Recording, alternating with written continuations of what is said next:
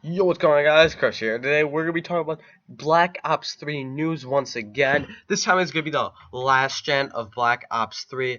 Now, if you haven't heard, Black Ops 3, the last gen, has some things that are taken out of it, rather than the current gen. Therefore, like the PS4, Xbox One, and more.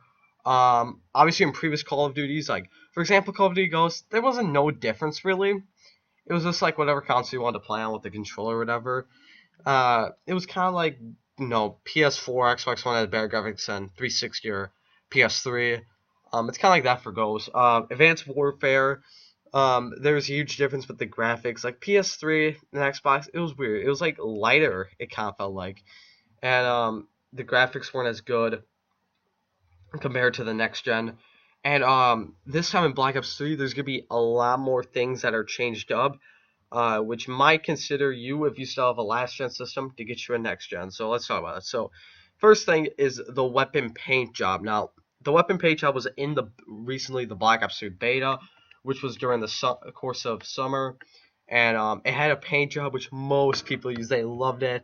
They put like red and green on their camo. They put like skulls on the camo. They put blood, whatever you could put on your gun camo. And I actually made a camo myself on the beta, which looked pretty sick. It's one of my recent videos. But that was in the beta. Now, if you do remember that, it will not be in the last gen of Black Ops 3. So no paint job option for Black Ops 3 last gen, unfortunately. So that's kind of like a bummer. But like like you could live with it because you could still put like default camos like probably gold is probably coming back, and like probably some like military camos are probably gonna return like every Call of Duty that they had. So now let's get into another thing, transferring like data from um, last gen to current gen. Now in Ghost, this wasn't an issue.